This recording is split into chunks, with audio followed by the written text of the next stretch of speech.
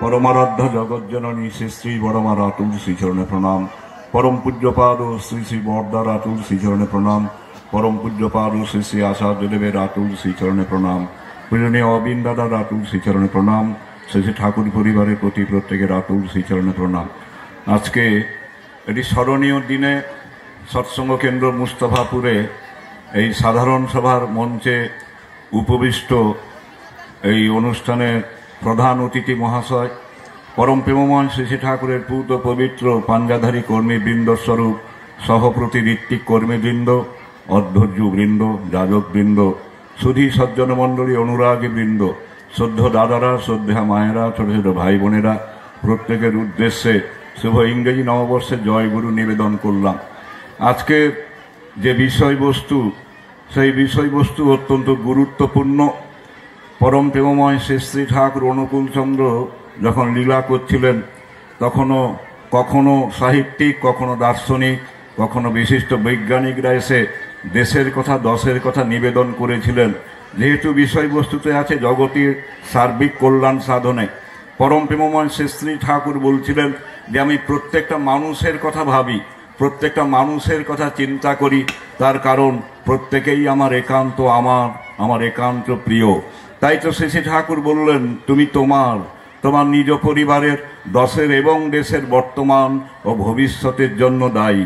তুমি যদি সৎ হও তোমার দেখা দেখি হাজার হাজার লোক সৎ হয়ে পড়বে, আর যদি অসৎ হও তার দুর্দশার জন্য সমবেদনা প্রকাশের কেউই থাকবে না। তার কারণ তুমি অসৎ হয়ে তোমার চারিদিকই অসৎ করে ফেলেছ। তাহলে আজকে যার 150 বছরেরও বেশি জন্মদিন, সেই স্বামী বিবেকানন্দ যিনি আমেরিকার চিকাগো শহরে গিয়ে মহা ধর্ম সম্মেলনে বক্তব্য রেখেছিলেন সত্যের জন্য সব কিছু ত্যাগ করা যায়, কিন্তু কোনো কিছুর জন্য সত্যকে ত্যাগ করা যায় না। তাই সত্যের স্বপ্ন যিনি দেখেছিলেন, সত্যকে প্রতিষ্ঠা করার চেষ্টা যার মনের মধ্যে ছিল, তিনি পারেননি। মাত্র 39 বছর বয়সে প্রয়াত হলেন, কিন্তু সেই স্বপ্নকে সার্থক করে তুললেন পরম প্রেমময় শ্রী শ্রী ঠাকুর অনুকূল চন্দ্র, যিনি জীবন্ত প্রেমের প্রতিভু, ভালোবাসার প্রতিভু, সত্যের পথপ্রদর্শক। সত্যকেই তিনি প্রতিষ্ঠা করলেন, সৃষ্টি করলেন সৎসঙ্গ। সতে সংযুক্তি সহিত তৎ গতি সম্পন্ন যারা, তারাই সৎসঙ্গী, আর ওদের মিলন ক্ষেত্রেই হলো সৎসঙ্গ। আর সৃষ্টি করলেন সত্যানুসরণ। সে নিয়ত সত্যকে অনুসরণ করে আমাদের প্রত্যেকে ব্যক্তিগত জীবনে, দাম্পত্য জীবনে, পরিবার জীবন, সমাজ জীবনে, প্রত্যেকটা জীবনে চলতে হবে। আর রাখলেন আচার্য পরম্পরা, জীবন্ত ঈশ্বরের প্রতিভু যিনি। তাই তিনি বললেন যে দীক্ষা নিয়ে শিক্ষা ধরিস, আচার্যকে করে সার, আচরণী বোধচরণে জ্ঞানের সাগর হনা পার। তাই শ্রী শ্রী ঠাকুরের ভাবধারাকে দিকে দিকে সম্প্রসারিত করেছিলেন পরম পূজ্যপাদ শ্রী শ্রী বরদা, পরম পূজ্যপাদ শ্রী শ্রী দাদা, পরম পূজ্যপাদ শ্রী শ্রী আচার্যদেব, পূজনীয় অবিন দাদা। শ্রী শ্রী ঠাকুরের সেই বাণীকে তো প্রথম বাণী হিসাবে বললেন পরম পূজ্যপাদ শ্রী শ্রী বরদা, উষানিশায় মন্ত্র সাধন, চলাফেরাই জপ, যথাসময় ইষ্ট নির্দেশ মূর্ত করাই তপ। তাহলে ঈশ্বর যে নির্দেশ, সেই নির্দেশকে আমাকে মঙ্গলের জন্যে প্রথম আমার ব্যক্তিগত জীবন সাধনা, একান্ত সাধনা, একক সাধনার প্রয়োজন আমাদের প্রতি প্রত্যেকের। সেই সাধনার উপরে জোর দিতে হবে, নাম ধ্যানে ব্রতী হতে হবে। শ্রী ঠাকুর বললেন নামে মানুষকে তীক্ষ্ণ করে আর ধ্যানে মানুষকে করে। তাই রিসিভিং পাওয়ার নাম করার ভেতর দিয়ে আসবে। পরম পূজনীয় অবিনবাবু ঋত্বিক সম্মেলনের প্রথম দিনে খুব সুন্দর বক্তব্য রাখলেন। তিনি বলছেন নিয়ত আমাদের আচার্য নিষ্ঠ হতে হবে, আচার্য সান্নিধ্যে থাকতে হবে, তার নির্দেশকে পরিপালন করতে হবে। মানুষ যখন অসহ্য গরম বোধ করে তখন তার প্রয়োজন হয় একটু হাওয়ার। তাই প্রথমে সে একটি হাত পাখা নেয়, হাত পাখা দিয়ে নাড়তে শুরু করে। যখন হাওয়াটা পরিপূর্ণ হয় না তখন ইলেকট্রিক ফ্যানের কাছে যায়, সেখানেও কিছুক্ষণ শান্ত হয়। শান্ত যখন পরিপূর্ণ হয় না তখন এয়ার কন্ডিশন রুম, এসি রুমের কাছে প্রত্যেকে যায়, সেখানেই দেহটা শীতল হয়ে যায়। তাই আমাদের জীবনের লিভিং আইডিয়াল, জীবন্ত আদর্শ স্বরূপ আজকে আমাদের কাছে এলেন পরম প্রেমময় শ্রী শ্রী ঠাকুর অনুকূল চন্দ্র, এবং তিনি জগতে এসি নামে পরিচিত। তাই তিনি এ চক্রবর্তী, পরম প্রেমময় শ্রী শ্রী ঠাকুর অনুকূল চন্দ্র চক্রবর্তী আজকে। আর তিনি পরম্পরাও রাখলেন এ চক্রবর্তীর মধ্য দিয়ে প্রত্যেকেই আজকে এ চক্রবর্তী নামে পরিচিত। পূজনীয় অবিন্দারা বললেন অর্থাৎ সবাই এসি। তাই আজকে আচার্য সান্নিধ্য আচার্য সঙ্গ প্রতি মুহূর্তে মুহূর্তে করি।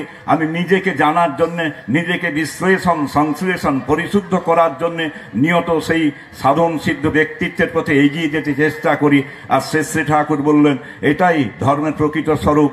দেব দেবতা হাজার ধরি, আচার্য যার ইষ্ট নয়, স্পষ্টতর বুঝে রাখে জীবন চলায় নেহাত ভয়। যে মানুষ অনেক দূরে সরে আছে, যে ব্যক্তি অনেক দূরে সরে আছে, যে পরিবার অনেক দূরে সরে আছে, নাম তো গ্রহণ করা হয়েছে বটে, কিন্তু নির্দেশটা তো সঠিকভাবে পালন করেনি। তাই পরম পূজ্যপাদ শ্রী আচার্যদেব বললেন, সেই মানুষের খোঁজ, সেই মানুষের সংবাদ আমার কাছে প্রেরণ করতে হবে। আমরা নিয়ত চেষ্টা করে চলেছি। পরম দয়ালের আতুল শ্রীচরণে আকুল প্রার্থনা জানাই, আমরা প্রত্যেকে ব্যক্তিগত জীবনটাকে সুন্দর করিয়া আসুন। যেহেতু তুমি সত্য শিব ও সুন্দরের মূর্ত প্রতীক, সত্যির আনন্দের মূর্ত প্রতীক। আর সেই জীবন্ত সান্নিধ্য যখন লাভ করব, তখন দেখা যাবে আমার মধ্যে, প্রত্যেকটা আমির মধ্যে, প্রত্যেকটা দাম্পত্য জীবনে সন্তান চর্যার মধ্য দিয়ে আমূল পরিবর্তন আসবে। আর তখনই হবে এই বাণী জীবন্ত দৃষ্টান্ত ফলপ্রসূ। পিতায় শ্রদ্ধা মায়ে টান, সেই ছেলেই হয় সাম্যক প্রাণ। মাতৃভক্তি অটুট যত, সেই ছেলেই হয় কৃতি তত। আর এর ভেতর দিয়েই তো আসবে স্বামীর প্রতি টান, যেমনই ছেলেও জীবন পায় তেমনি।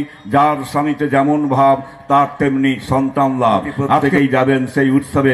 আরও পূর্ব মেদিনীপুর, পশ্চিম মেদিনীপুর, ঝাড়গ্রাম জেলা, অবিভক্ত মেদিনীপুর জেলার বিভিন্ন মহকুমায় তথা থানায় যে মহামিলনের উৎসব হবে, সেই সমস্ত উৎসবে প্রত্যেকেই উপস্থিত হবেন।